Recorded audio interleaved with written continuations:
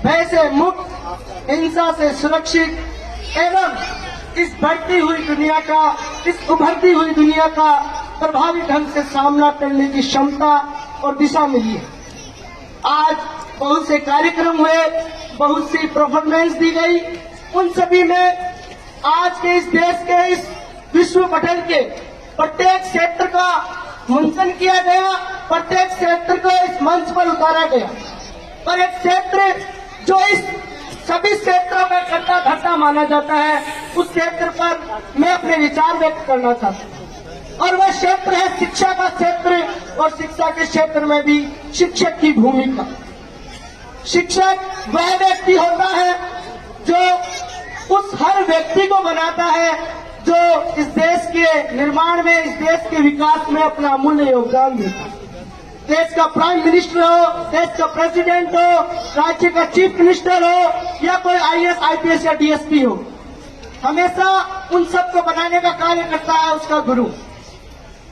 गुरु वह इंसान होता है जिसका उतना योगदान गिना न जाता हो, उसके योगदान को उतना याद न किया जाता हो, परंतु प्रत्येक क्षेत्र अगर इस देश में सार्थक है तो वह गुरु की वजह से।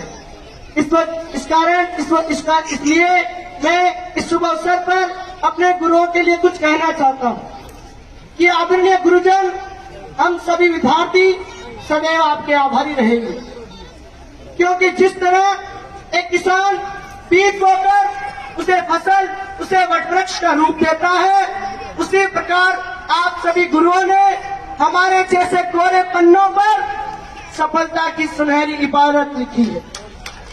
आप हमें अंधकार से प्रकाश की ओर लेकर आए हो, ताकि हम इस देश के निर्माण में, इस देश को विकासशील से विकसित बनाने में अपना योगदान दे सके।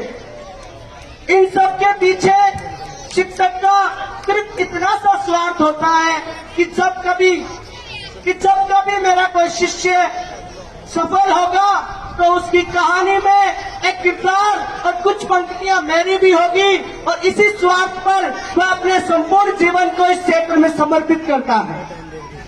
महात्मा गांधी ने भी शिक्षक की भूमिका पर चंद लाइनों में कहा है कि एक शिष्य का, एक विद्यार्थी का सबसे अच्छी किताब, सबसे अच्छी पुस्तक उसका गुरु होता है।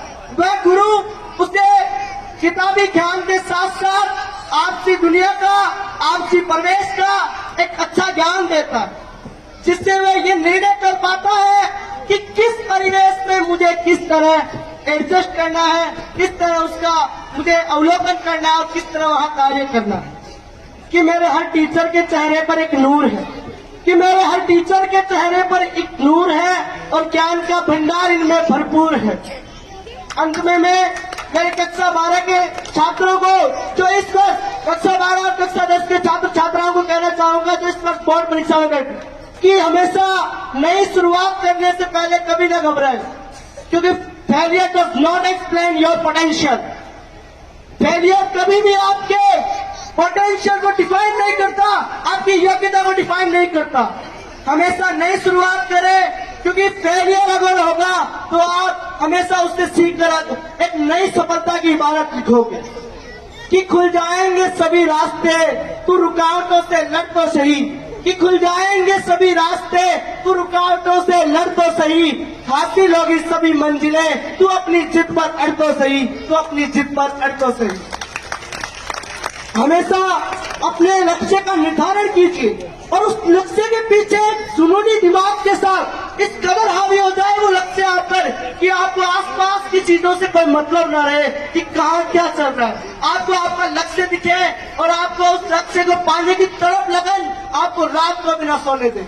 हमेशा अपने लक्ष्य को सोते जागते दिमाग में रखें, ताकि आप उस लक्ष्य को जिस दिन हासिल करो, आपके गुरुओं को भी, आपके परिवारजन को, आपके आस पड़ोस को, सभी को आप पर बहुत बड़ा सम्मान मिले, आपको सभी आप पर गर्व करें।